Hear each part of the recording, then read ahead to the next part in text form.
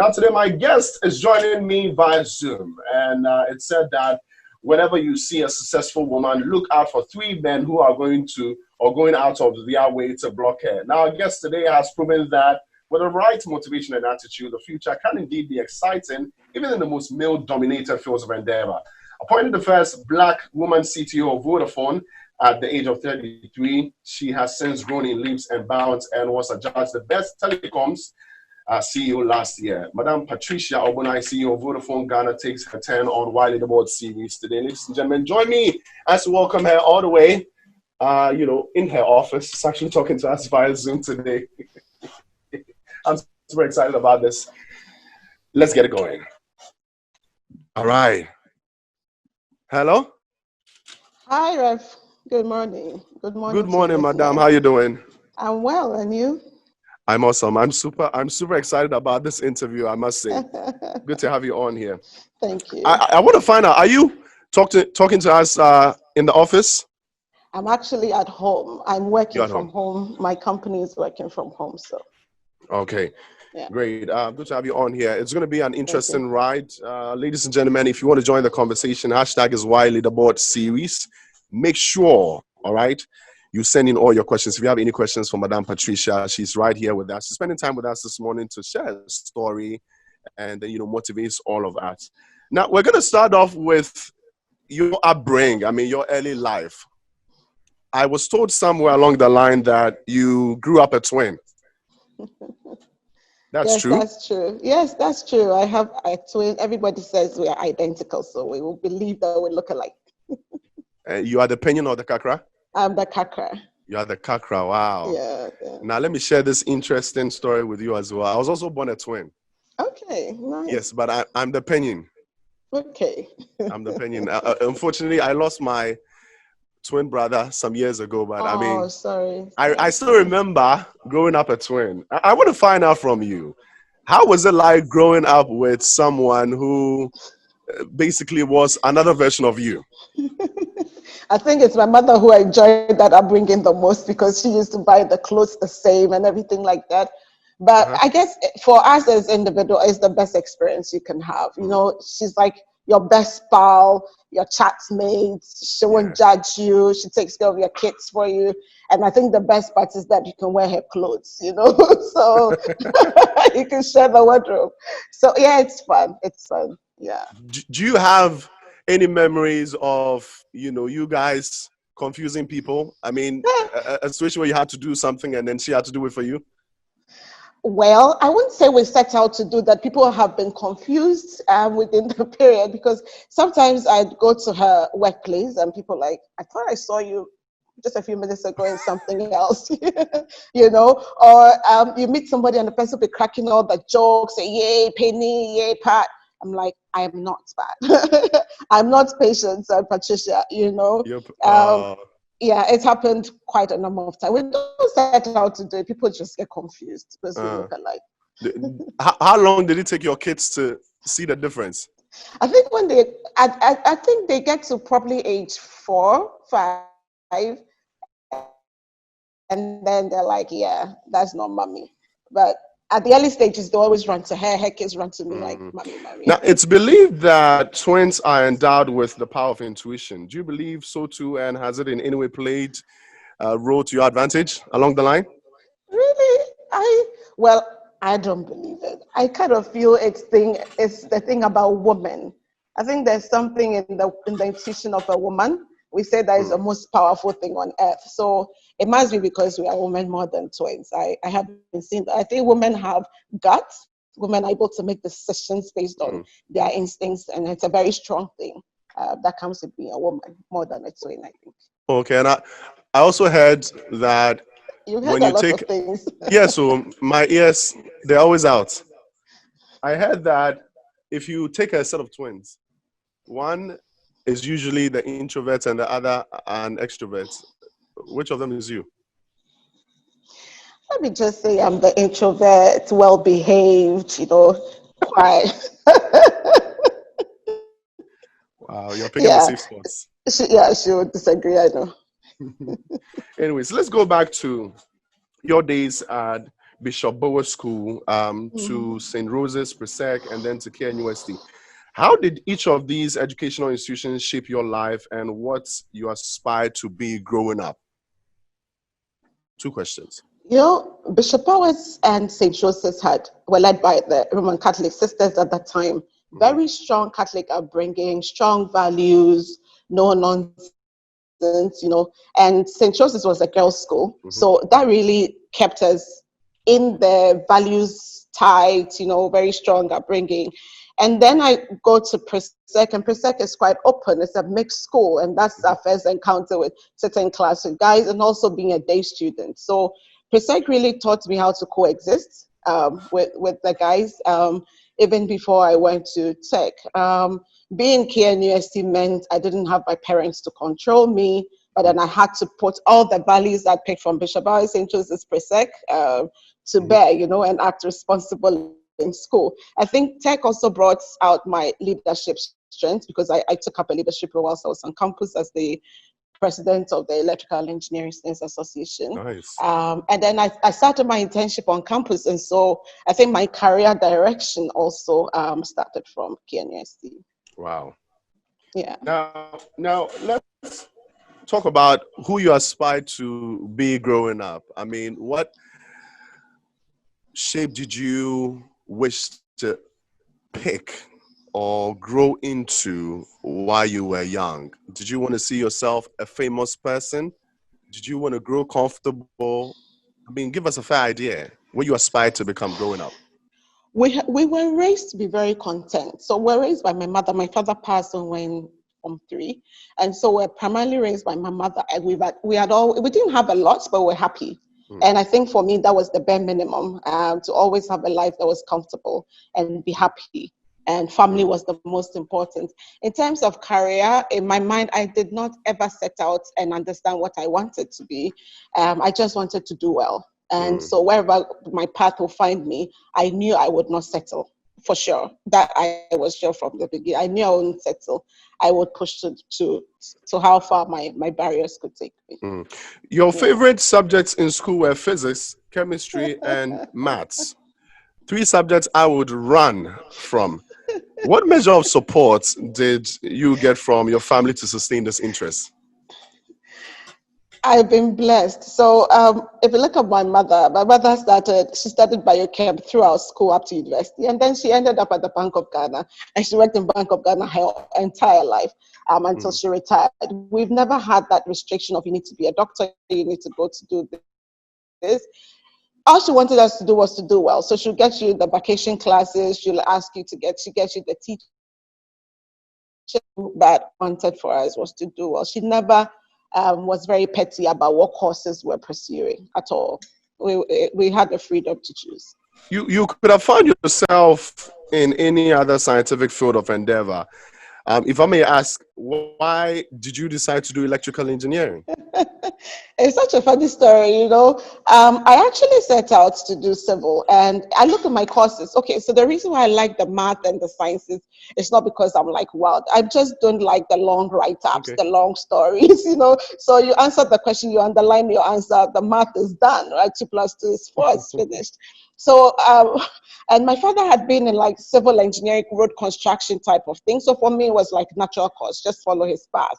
And then I met a friend, and a friend said, why do you want to go and do civil? Civil involves a lot of reading. You have to learn about the soil, biology. I'm like, no, like this is not for me. This is why I ran away from biology. So I went to my mother's room, picked my university forms, put a line in civil, and I chose electrical because then it spoke to just the courses I loved, which was just physics, chemistry, math, statistics then, and that's how I ended up doing electrical. It was just for my comfort, just for the passion and what I loved. That's it.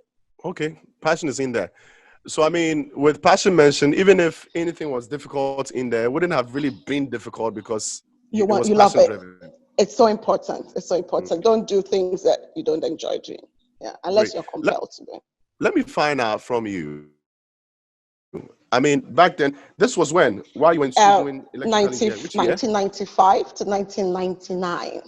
Wow. Obviously, technology wasn't what it is today. No, we're using the phone booth. The phone booth? Yeah, we're using phone booths in school, You have to We go didn't and have the buy mobile phone. card. Yes, or queue at the call center. There was a call center there. Then they'll send you a note that you're expecting a call at 4 o'clock, and then you go and queue, and then you receive your call. Was it what we called communication center? Yeah, exactly. You know the word. I mean, looking at back then and now, what do you Yeah. think has changed in studies? I mean, if someone decides to go to school today to go study electrical engineering, and you compare the experience to back then when you guys had it, what has really changed? Oh, I went to campus. I'm like, you guys actually have a proper lecture hall, and I'm sure you have more tools than we ever were exposed to. You have a lot more companies to do your internships. There's a lot of digital tools now. So even with COVID, people are home studying. I mean, we didn't have any of that luxury. It was the hard textbook and nothing else. And yet we sailed through. Yeah. How did you combine being the head or the president of the electrical engineering students back in KNUST and then still excelling? I mean, studying to pass your subjects. Oh, it was fun actually. It wasn't so intrusive. It was mobilizing people, getting projects done on campus. We were part of the team that did the electrical alarm system at the tech hospital. So it was more project oriented and mobilizing people. It didn't get into the space of my studies at all. If anything, it built me up. Built you Even up. better. Yeah. I need 100% honesty on this next question. What did you do for fun back in uni? I went to school and my fun thing was going out to chill with my friends. Back then, what was the party bit for you? I mean, the fun bit for you? Nothing. So boring. Just friends. Walk to the lecture hall. Come back to the Queen's Hall. Yeah, nothing. Like just stay in the room with your friends. Stay on the balcony and chat. Yeah, that's it. Just that? Boring. I know, boring. Yeah. I mean, so you didn't go out to parties, none of that stuff? Never went to a club. Never. Why? I don't know. It wasn't my kind of fun. So I what was think your kind of fun? just okay. I used to play volleyball, maybe. Good. I was part of the university students, the volleyball team. So I used to play a lot of volleyball. Okay, so they remember this thing you're saying? Who? Oh Your yes, you mates? can check. You can check. Yes. Wow. One last question on, studying and you growing up. Did you have a nickname apart from Pinyin? Apart from Kakra? It was in Presec that they called us 21, 22. Whether it was nickname or just to help them tell the difference, but yeah, that was it. 21, 22. Yeah. And you were 22. Yeah, I was 22. Yeah. I feel till the end of the interview, I might be calling you 22. Anyways, let's move on to family. Let's talk a little bit about family. Boys are naturally attached to their moms. You're raising 3 strong boys. How do you manage your busy schedule along with taking care of them? I learned very early. When I took up the CT role, my firstborn was 3 years old. So there was no option for me but to accept external support. And I must say, I have been blessed with support from my sisters, from my in-laws, both my mother-in-law and my sisters-in-law. I mean, they love me to a fault. And then my husband. I mean, so people have been very closed. They don't accept support, and so they struggle. And I think you can't just combine it. You can't pretend you can do it all. So accepting help. I mean, I used to live in Tema and I drove all the way to Tigo every single day. I brought my kids to Accra. After school, my mother-in-law would keep them till I close from work, and then I pick them and take them. We should give them a bath, feed them, everything. And if I didn't open up to accept that support, then I was going to struggle. So external support really, really helped. Along the line, did your family come in the way of your work? Did you feel at a point that, okay, maybe I'm supposed to maybe send my kids, my children away so I can focus on my work? Did it ever come in your way? No, not at all. I mean, I rather, like I said, probably took too much advantage of the support I had. So I wouldn't have to let it get to a stressful point. There were open arms to help me. So why not? Sometimes they'll spend the weekend with my mother-in-law, but that's fine because mommy, or she comes over to my house, especially when I have to travel. And people will say your mother-in-law is away, she can come close, that kind of thing. But my home has been very open to her for so many years. And when I travel, she's here to make sure the kids are fine. So, yeah. Definitely, it sounds like you've been able to manage this whole family and business balance thing. I speak to a lot of people, and then many a times it sounds as if it did go over them at a point.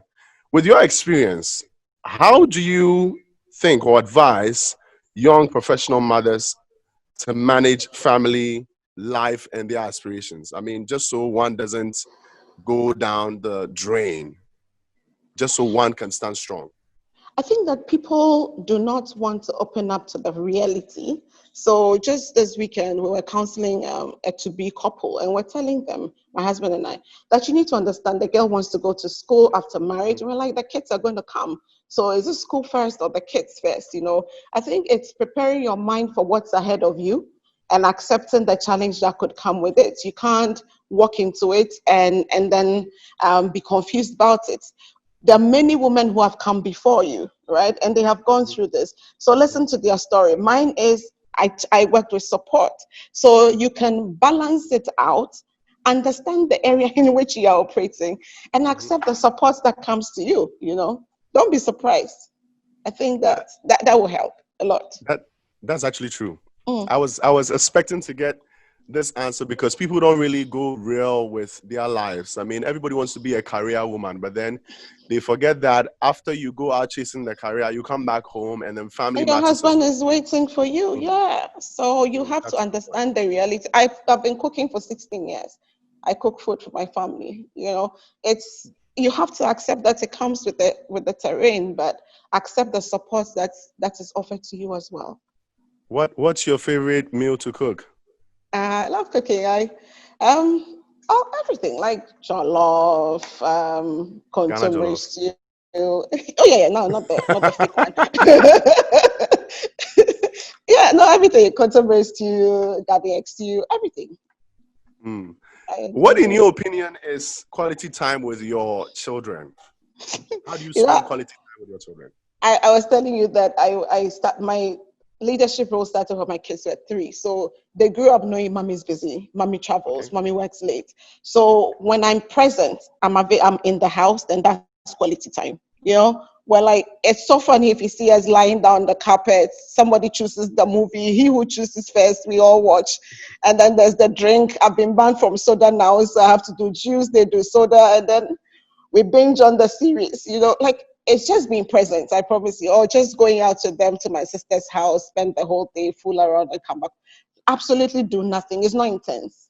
It's just being present. That's it. Have you sent them to work before? Yes, I have.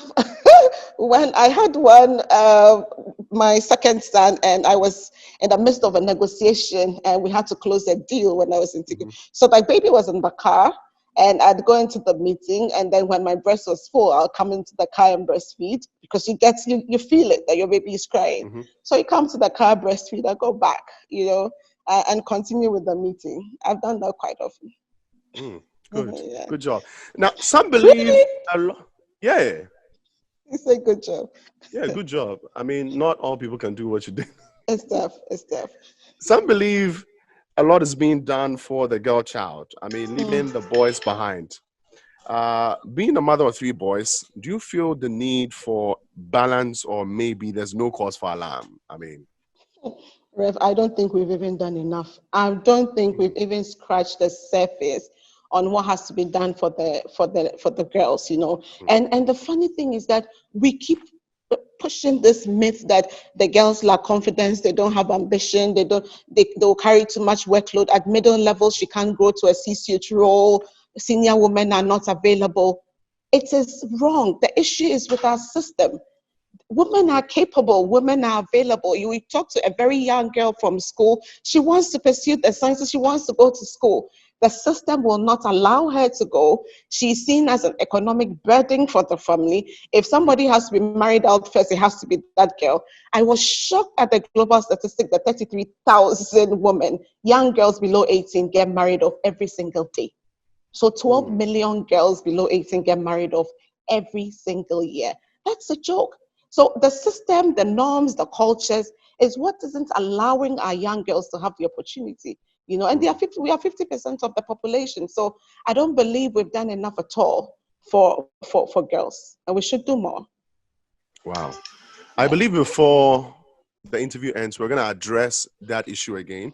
Okay. Before we get to that, let's speak a little bit about career or your career. Yeah. You were offered your first career opportunity at Millicom Ghana after national service. What level of commitment went into your work during your service, which you can share with the youth who are on the verge of launching their careers? I mean, for the starters. Guys, I think that this is important. It requires a lot of sacrifice. So I started my internship in first year. Even before I went to Tigo, I actually did my internship with a radio mechanic by the roadside to build experience. I was repairing radios and amplifiers. And then, and then my second year I went to Tigo. And it's all because I needed to get some practical experience and put the theory into perspective, and it comes with a lot of stuff. It means you're not doing those vacation travels that people do. It means you're working late in the evening. Sometimes you get paid over some vacations. Sometimes you don't get paid. And you say you have a degree, you're acquiring a degree. You have the humility to learn. This is it's at that point that you build depth before you even move. So I really got a lot of learning from internship into national service, and then by the time I finished national service, my offer letter was on my desk. I did not apply for my first job, so being humble enough to and making the sacrifice. Young men of today, young women of today don't want the stress, and I think it's important that you do it for yourself, build the experience for yourself. You've employed so many people in the course of your career. I mean, you've met a lot of aspiring, leaders. You've met people who want to work. You've met people who just want to earn a living. What do you think is the main issue with our generation when it comes to approaching their career? I mean, through interviews, when they get the jobs, the attitude at work. What do you see wrong? We're in a hurry. We don't want to build depth. I promise you, I meet a lot of people in the boardroom or in different presentations, and they know what is on the paper. You take the paper off the person, you ask the person the second, third question, and he or she is fumbling because he hasn't built depth. He hasn't bothered to understand the industry he's been placed in. It doesn't matter the industry. It doesn't matter that you came fresh from school. Take time to understand the business in which you're operating. You haven't even visited their website. And so we're all in a hurry to get the leadership role. We feel we have a degree. We need to get the job first. We need to move to management level. It takes depth. You need to understand business to get there. And that's my real advice. I meet it a lot, and it's sad. And that's why young people get frustrated too quickly. And then they resign and then they change job. You look at somebody's CV and almost every 8 months he's changing jobs. You ask him why? Because he didn't get a managerial role. How many months have you spent on the job? My boss told me 10% of your age is your tenure on a job. So make sure you spend that number of years on a particular role and build understanding on that job. So if you're 30 years old, at least do 3 years on a role. That's minimum. It will help you to grow, and then you move on. Is it not because of the pressure we're getting from our society? I mean, if you're a lady, for instance, or let's say a guy, let me come back to a guy situation because I'm a guy. You're growing up after school, your family is giving you pressure. Oh, this person over there who probably inherited money from the family has made this for themselves. What are you doing? You're supposed to marry at age 28. You're supposed to do this. You're not really bringing in enough cash. And so if I'm in such a situation, I'm influenced to do more within the shortest period I find myself in. Won't I be moved to go in a hurry whenever I get the opportunity? And that is why by the time you get to the top, you don't stay that long on that job, which you thought was the best of the top. I met a lot of young people. One guy told me he was resigning, and I told him, I don't think you'll survive on that next role. I wasn't cursing him. I was just being real, and it's because he didn't know anything. I think that That's why if you had the opportunity to use the time of internship to build your skill, then you may be able to move faster in on the career ladder because you've used school period, to build some experience. But even if you've missed that opportunity, in your first 4 or 5 years after school, I think it's experience building. You may be fortunate to get a good company that will pay you so well that you can take care of your family. But for me, I think the most important in the first 5 years is to build depth, build experience, make some sacrifices. That's amazing. Now, I'm sure a lot of people are ready to hear this particular one. At age 33, you were the youngest CTO in the telco industry, a role you never applied for. No. What did you do then to convince your superiors to repose such confidence in you? And how can young people navigate their way through such highly competitive environments? Rev, you see this face smiling nicely. I have suffered. You've been through it, eh? I'm telling you, my mother was like, this bag is always packed. I said, because yes, I always have to travel. On Friday, I come home and I tell her, we're going to the north, we're going here. It's aside the grace of God, right? You have to learn to make sacrifices on the job. You will go and meet people who don't have the academic qualification you have, but they have the experience and they are the people to train you. If you don't have the humility to learn from them, you will not pick the details, the intricacies of the job. If you go into an interview for a role, for a CTO role or anything like that, or your bosses have been studying what you have been doing, they will not find any reason to put that confidence in you. A girl, black girl, young, first time doing this job. You need something more than your face.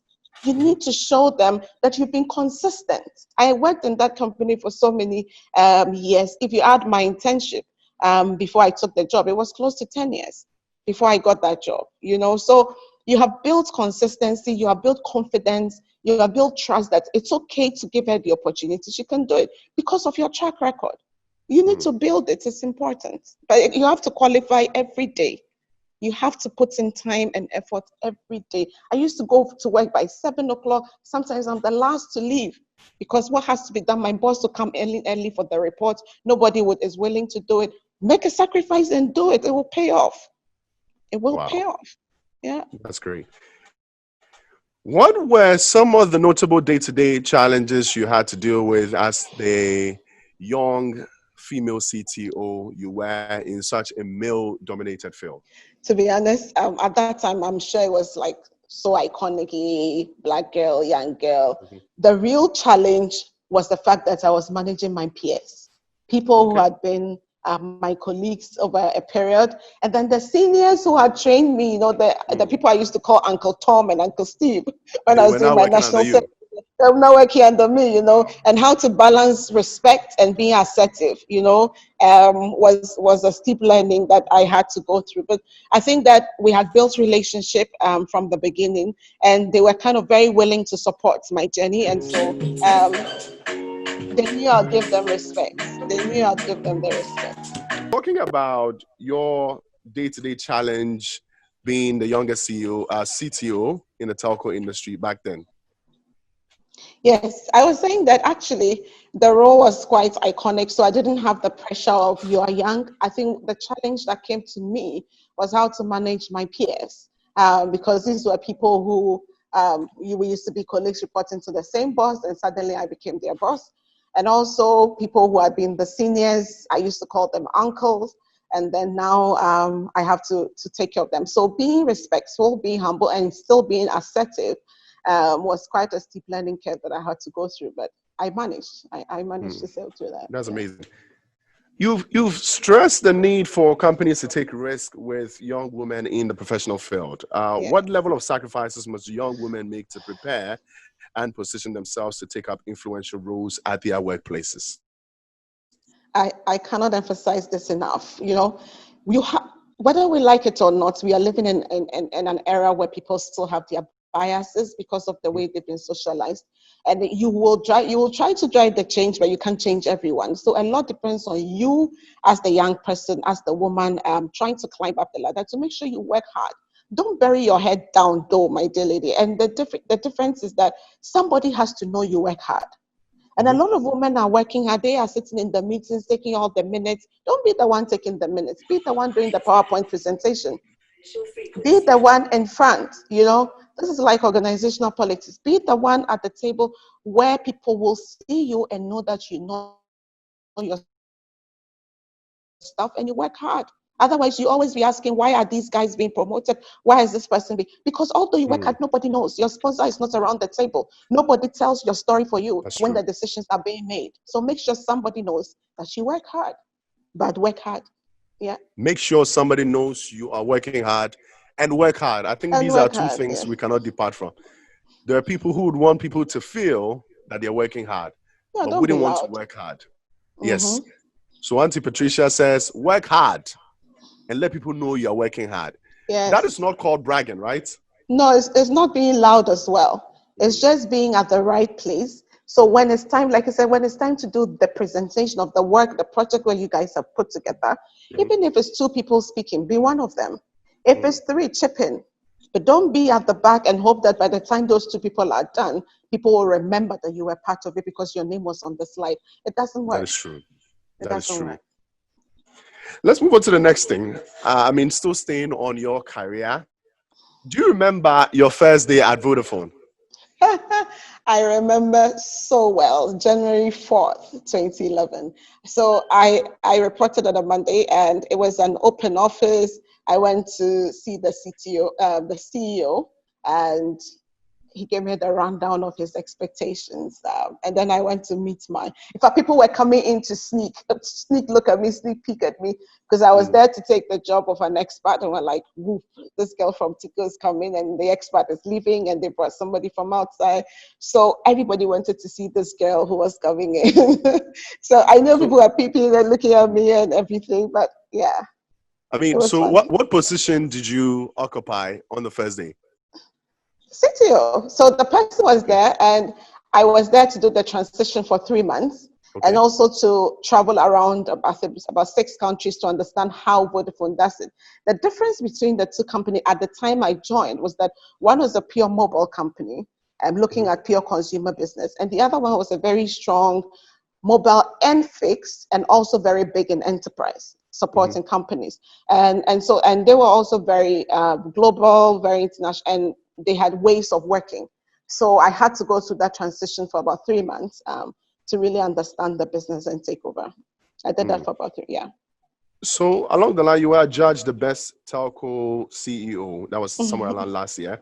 What did this mean to you? And what efforts went into getting this feat in your career? I was surprised. It was very humbling for me as well. I think they recognized the work that we had done in STEM over the short period that I was there. And I really give, and also the changes that had begun to happen in the company. And I really give credit to the organization and the people who worked hard. I was just 7 months in the role, but a lot had happened within the very short period, especially to make impact on the lives of the young ones. And we were recognized for that. So it was very humbling. Yeah. I'd like to say congrats again. I think it's been over a year, but the feeling is still fresh. Congrats. It's a good thing. Thank you. And it was 100% public voting. So that was also. Yeah, so the people love you. Thank you. It's been a critical period for businesses and customers. With the COVID-19 pandemic, I'm sure the situation is not different in the telco industry and especially Vodafone. What, has been the challenges for you as a company during this period, and what system and processes have you put in place to manage the new normal? Emphasis on the new normal. Long question. Okay, so let's break it down. Yeah, even before the lockdown was announced, we made the decision to start working from home. This is something we had been testing over a period, but we thought it would be like flood or something that would get it out of the building. But to get everybody to be at home, we had like 90% of the organization from home. Our fixed engineers were not coming to the exchange. They were receiving their jobs on their phones and setting out to customers. Our retail staff, we had to find a way of transporting them to the office because they couldn't use public transport. And we had to quickly set up all our staff and the amazing things, including our call center of almost 300 people to be set up in their homes, and the right setup because they have to work 8 hours sitting down receiving calls. And that was phenomenal. And the energy that the team put in to make that happen, and we've quickly had to find a way of engaging our employees. Every week I speak to them about something like a Facebook live chat. It's called Workplace Live. Every week I engage them. We've had DJs coming to play for our staff online. We had online parties. We've had online cooking sessions. We've had Mother's Day celebrations. So things that we never thought was possible have been enabled by technology because of COVID. And for our customers as well, they were also significantly hit. I mean, students were coming home and they had to continue education. We had to quickly zero rates online e-learning for everyone, and also start driving connectivity to people's homes. I mean, the rush applications we got, everybody wanted fixed broadband at home, and the commitment of the team to make it happen, And then you saw traffic shifting. So people had stopped working at the office and were working from home. And so the sites that you thought would be congested only at night were suddenly congested during the day, right? Yes. And nobody gets ready for such a thing with such short notice. All the orders we had placed for equipment, China was closed, nothing was coming to the country, manufacturing has stopped. I mean, it was a real crisis and a test of our leadership, but I believe we came through very strongly.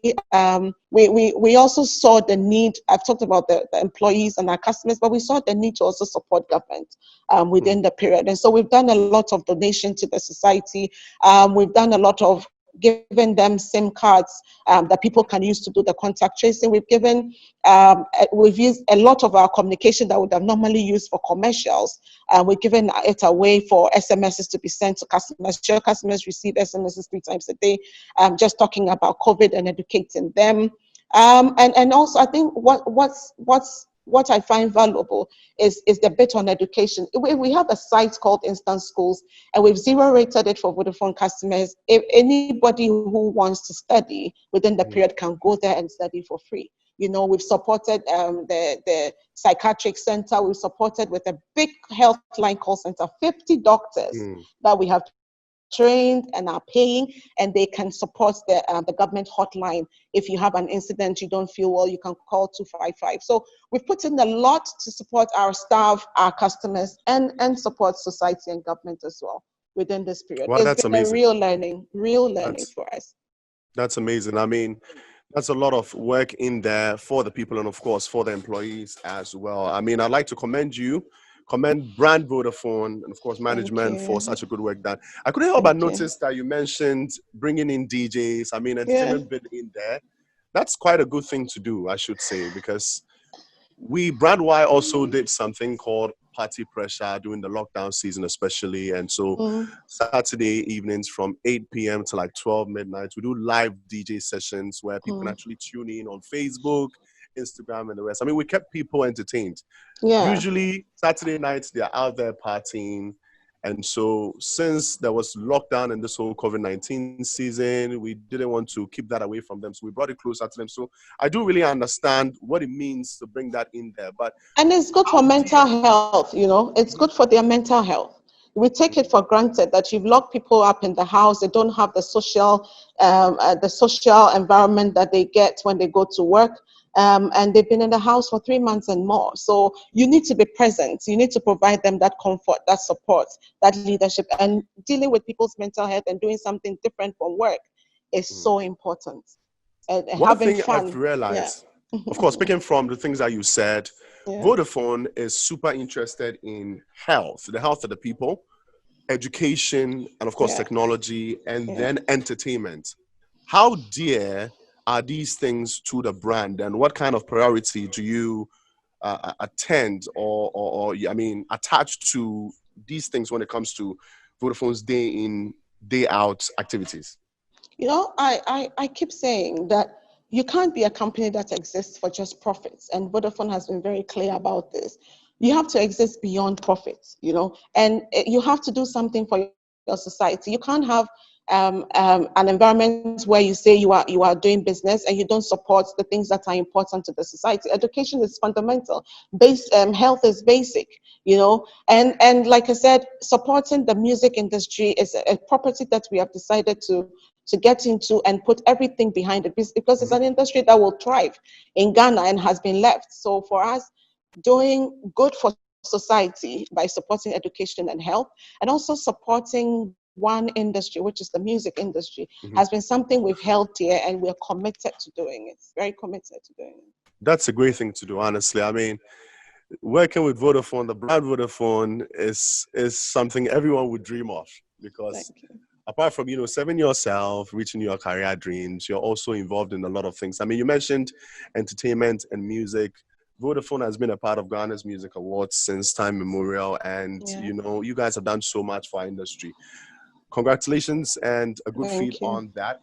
Let's move on to something else. Of course, that still has to do with our development. I mean, Vodafone is collaborating with the Ghana Statistical Service and Flowminder Foundation in the use of innovative data science to support government fights against COVID-19. How impactful has this been since it was launched or enrolled? So sometime last year, I had the opportunity to be part of the 74th UN General Assembly. And this is one thing that was launched, the Data for Good project by the UN. And this is to use data, anonymized data, which doesn't tell anything about the individual, but you can put data together and you can use it to understand population movement. So say there's an earthquake and people run from one place to the other and they are aggregated somewhere.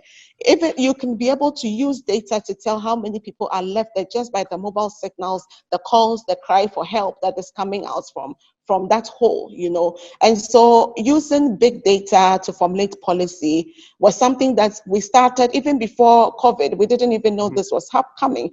We worked with Flowminder. They brought the software. We worked with Ghana Statistical Service.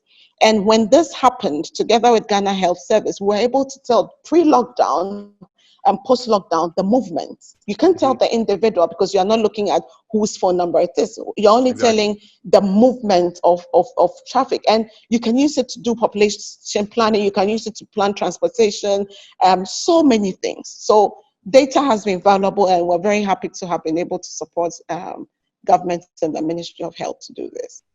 Great. Thank you so much for that. You've been CEO for a year. Which month are we celebrating the 1 year anniversary? Should have been, it was April. We had a quiet in my hall celebration, because we couldn't come out. It was solemn. Solemn with no I display. know, right? Yes, but thankful. It's been a packed 1 year. I can't believe it, there was so much that we wanted to do, so much we wanted to change. And apart from the usual, which is part of my job, getting the network expanded, getting social good done. I think what touches my heart most is how we've been able to work with the people to believe in our strategy. If you fundamentally don't get a solid foundation with the people who are going to deliver on the changes you want in the organization, you're going nowhere. And so for me, it's been phenomenal. It's the people who came up with how they wanted Vodafone to change, and they presented it to the ExCo, which is very unsettling, and we signed it off and said, we will do it. And so there's belief. And I'm very happy with the level of engagement that I have in my company today. I call that probably the biggest achievement. Network and everything is my job. It's my job. Which of these activities would you describe as the biggest achievement? And the next question is, what has been the Obo-Nai effect at Vodafone since you became CEO? I've told you I'm a very humble person. So the biggest effects for me has been the bit on social good, making impact on society. We have partnered with quite a number of institutions, let's say KNUST, and today about 700 girls go on campus to understand STEM and start building a journey of understanding science. I was in Upper East last year, and we signed off quite a number of women, touching close to 10,000 households, equipping them with financial skills so that they can be independent. And we work to UNDP to do that. We're working a lot with our mobile money agents. to get them health insurance, which is something they're not going to pay for, life insurance they're not going to pay for. Our call center Healthline 255, which we activated during the COVID period. For me, things that make impact, things that touch society, I find them really big and really, really useful, more than, and that's what I can do with my role. I can make impact, you know. That's like true. I said, I have to take care of my customers. It's my job. I have to expand the network, everything. But after all that, if all I get is profit, then I don't think I've done a good job. If it makes an impact on the society, then I'm happy. And that's why I'm so happy with what we've done with our social contracts. Honestly, you've done a lot. You've done a lot beyond being just a CEO. Social wise, you've really impacted a lot with your Yeah. position. And once again, I'd like to commend you on that. You Thank mentioned that you. you've empowered more than 700 young girls in STEM education so far. I mean, what's the key motivation behind this initiative and the impact of it? You touched on it a little bit, but I mean, let's know what is being done specifically in the various societies, I mean, communities with regards to that. Okay, so you realize the way the world is shifting, the world is going very digital. The Hmm. discussions on artificial intelligence, the discussions on augmented reality, all the things that are going to drive the change of digital are going to be fueled by scientists, are going to be fueled by people who understand math and science. If you're looking for future jobs, employment, they will be in these areas. There's always statistics that says that we'll have less people doing these jobs than we need. So That's true. there's a desire to have people to get in there.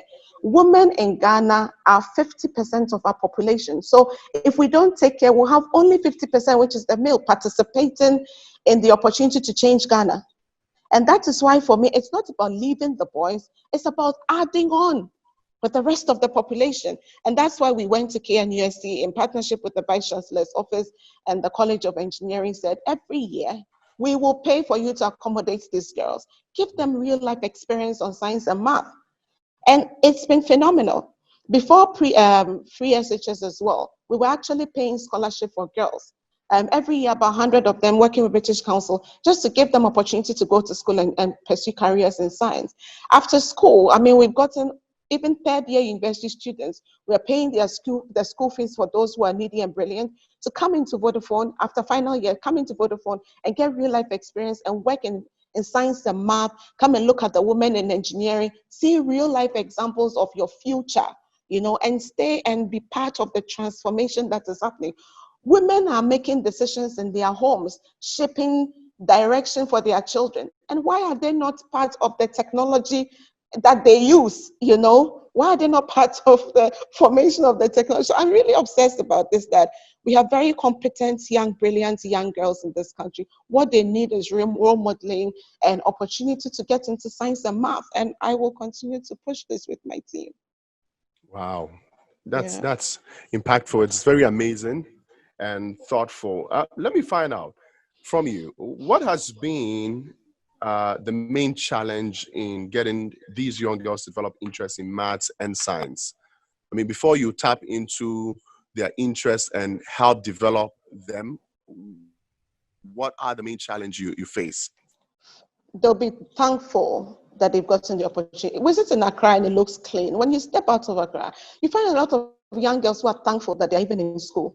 And when they start, they're very brilliant. What happens? You find probably 70% of them capable of doing science.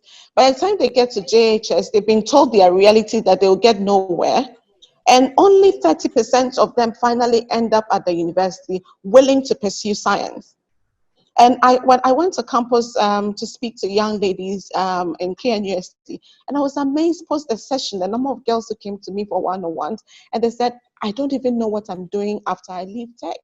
I'm going to get a degree in engineering, and they need role modeling. They need opportunities created for them, which is what we are doing. But a lot of companies need to do more to open up a world that says, there's opportunity if you do science, opportunity to do maths, to be creative and to problem solve. And we need that platform to be able to grow STEM. Like I said, your job is guaranteed if you get into math and science. It's the future, you know.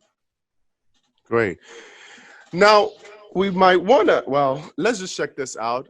some of the listeners have sent their questions in. I was going to hold on to later, but I think a lot of them are quite persistent. So let's just, get into it. First question I have in here is coming in from Mike Coranting. It says, Rev, please ask Auntie Patricia. Please, she's not called, say either number 22 or Mother 22, 22 is 22.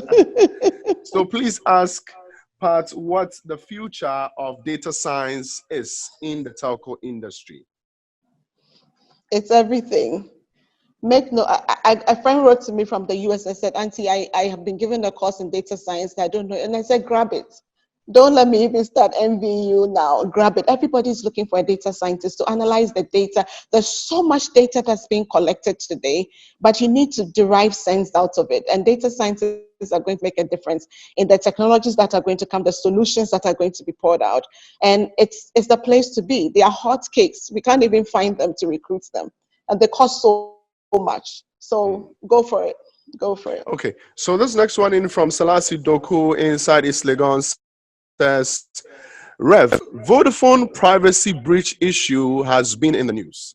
We would like to know from you as CEO what went into the decision that Vodafone Ghana took.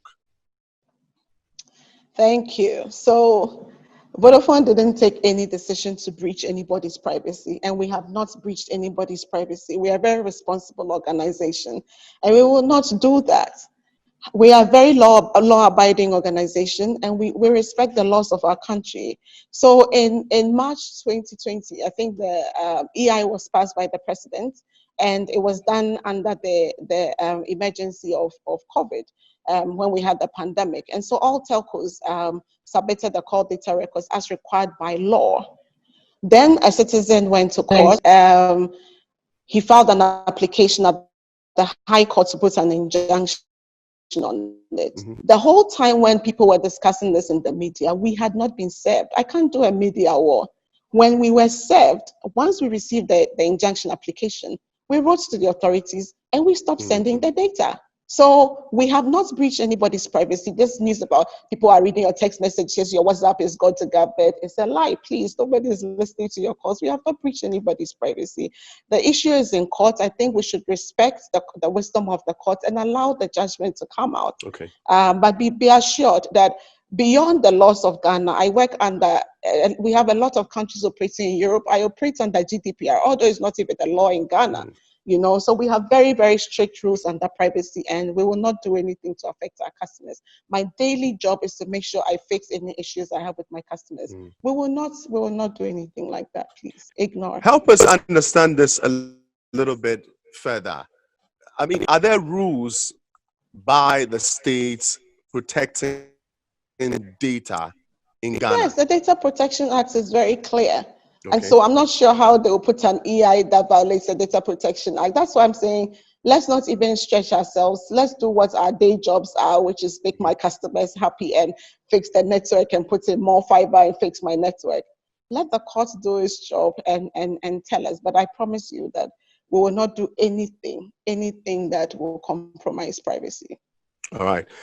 Thanks for that. Another question is in here from Abdullah. Abdullah Ramatu, yes, that's her name. Abdullah Ramatu inside Tema. It says, Rev, rape and sexual abuse is an endemic problem in Ghana. For years, the problem has been ignored. What do you think can be done to finally eliminate this canker as a nation?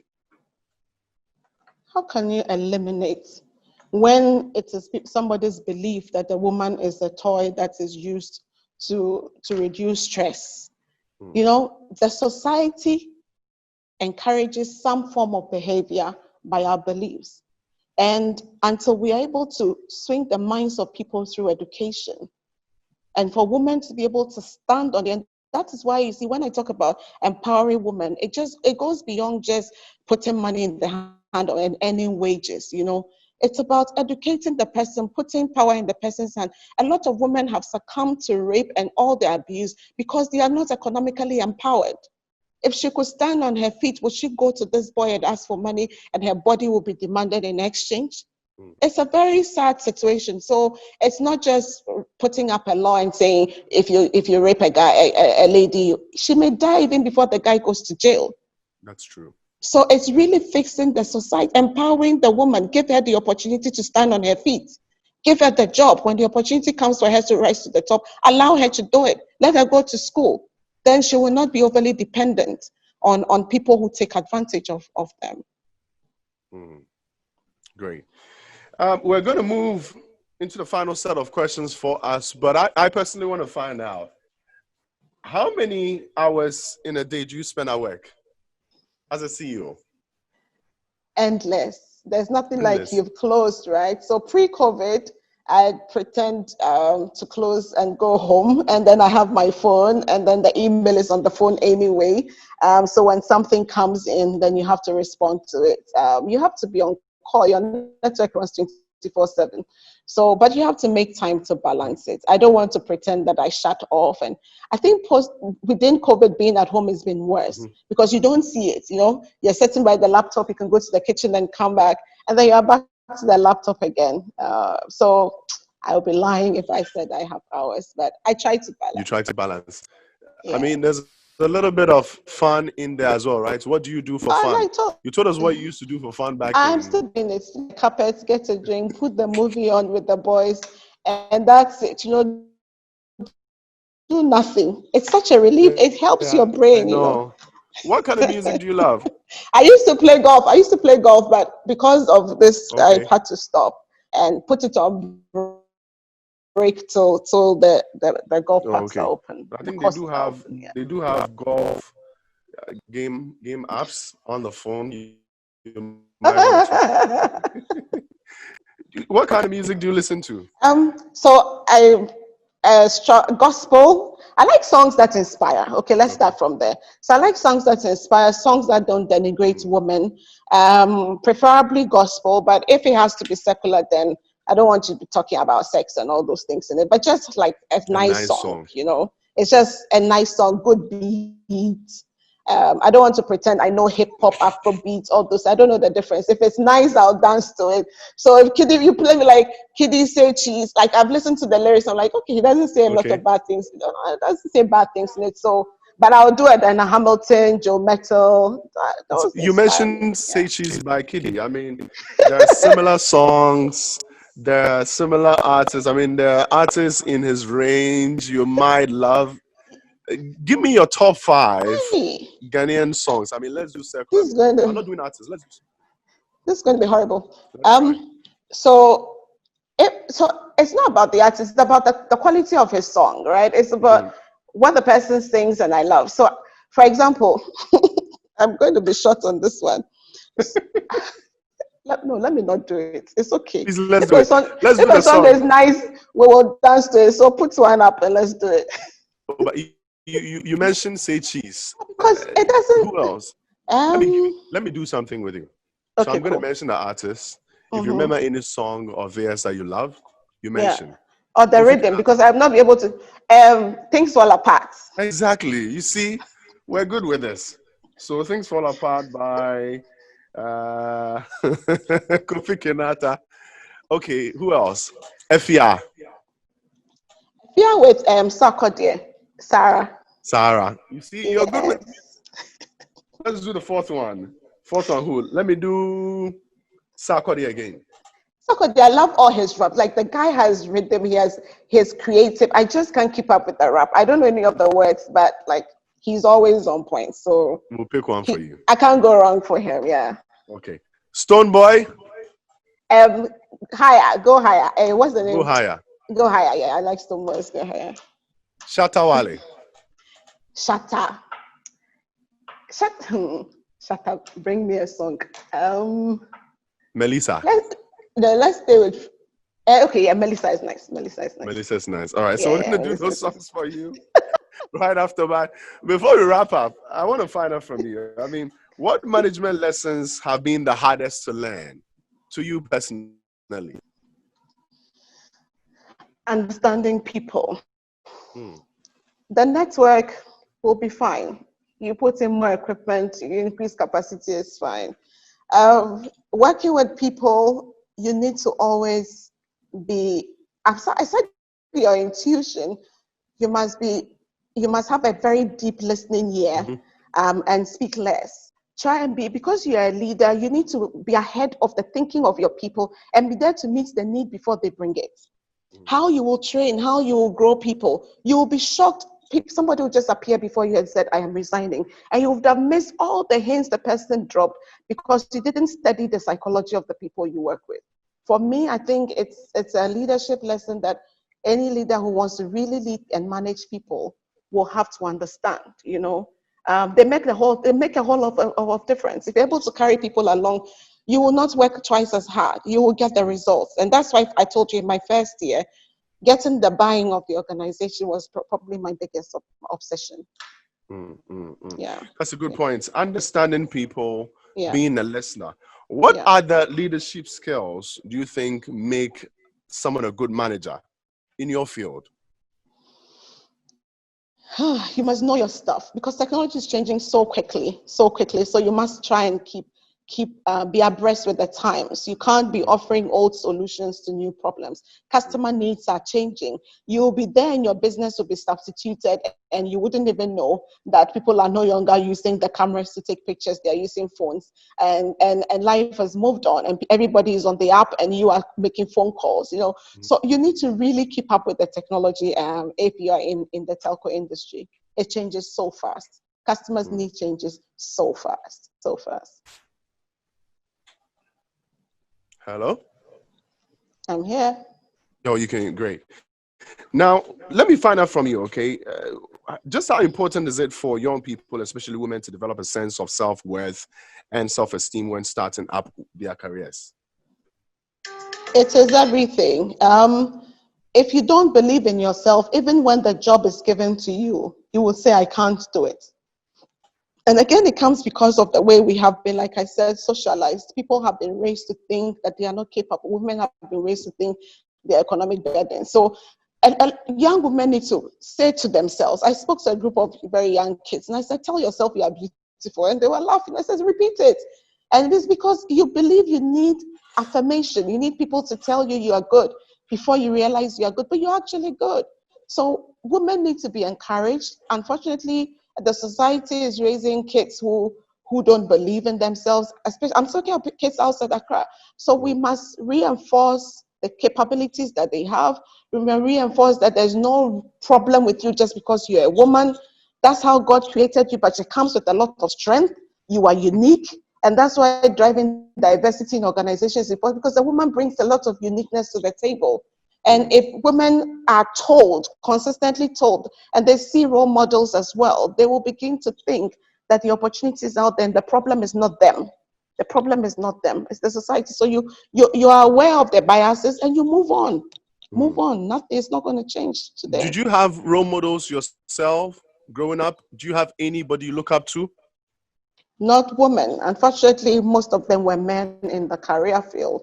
And I just loved the way they work. And I followed it strictly. I didn't see any reason why I couldn't do what they were doing. Unfortunately, I didn't have women. It was when I had started work that I used to look at the late Eva Loco from a distance, like, wow, you know, a satellite engineer, oh my God, you know, that kind of thing. But there were very few. And I just hope that during our time, we are no longer the exception. I don't look like a star. Like there are many Patricias. There should be many Patricias around. Yeah. Great. Religion or spirituality? Which comes first for you? Spirituality. Religion is everywhere. I love that. I mean, what roles have both played in your success story? Spirituality first. I'll stick to spirituality. I don't believe that we exist out of nothing. I believe there's a God who created us, takes care of us, and orchestrates our ways if we allow him to manage our will. And so I place my trust in God and believe that he carries me through my challenges. So I'm a very deeply spiritual person. Someone just sent this question and I was trying to ignore, but I can't. So Alex at La Paz says, Madam, would you consider becoming Ghana's first female president in the future? Alex votes for me. Yeah. I mean, would you consider a ministerial position if it comes up? Why not? It's a task, it's a role, it's service. Why not? Wow. It's service, right? Yeah. How soon should we I'm expect? not the campaign person. I'm not the type who will start on any political platform. I don't have the We'll do the energy. campaign for you. Don't worry. We just need you to let us know if you will do it, and then we'll If do the it's campaign team for you. if it's service to my country, I will never turn it down. Wow. By the way, we are But on the timing Twitter's has to trend be list. right. The timing has to be right. Okay, so Yeah. I mean, for now, you're a bit busy with being a CEO of Vodafone, but in the near future, if you have a little bit of time off your shoulder, you consider, right? And I have to serve by all means. I will serve. Service is a key word. I love that. Yes. By the way, we're number 2.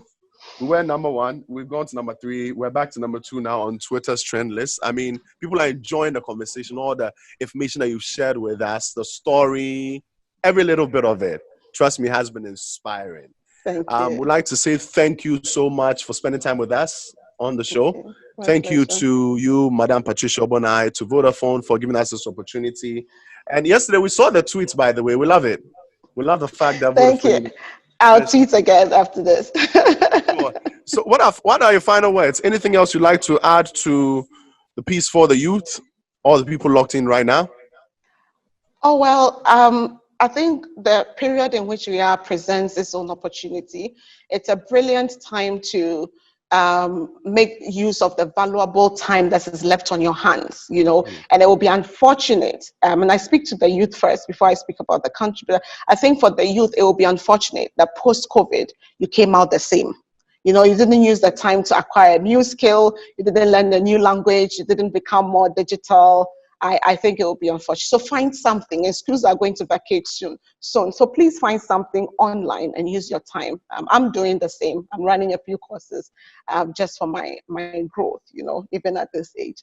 And then for the country, I think it's also going to be a good learning for us to accelerate digital transformation. Let's not just talk about it again.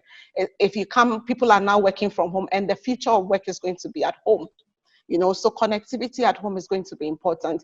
Employers should start looking at how they measure their staff, not from sitting in the office, but sitting at home and still delivering for them like we are doing today. There's so much. I think we need another hour to talk about the opportunity that COVID has presented. So there's a lot that we should do, and I just wish you all, the youth of Ghana, the best. We're here to support you. Please reach out anytime. My Twitter handles are open. You can just sign in and let's have a chat. Happy to support. I have one request, by the way. Tell me. Party Pressure is on Saturdays, and we are having fun with the youth. Okay. I want to pitch it to Vodafone. I would love to have Vodafone on board, so we party together Saturday nights. I'm broke. We'll take the conversation off air. But thank you so much. Let's talk. You're welcome. It's been an awesome one. Have a wonderful afternoon. My pleasure. We're going to play your songs right after this, so you might want to stay tuned to enjoy your mixes. When you hear, you can call your friends and tell them you curated the list. All right? I don't call my pastor though. Thank you. He doesn't have to know. Thank you. It's been a pleasure talking to you, Reverend. Welcome. This is YFM.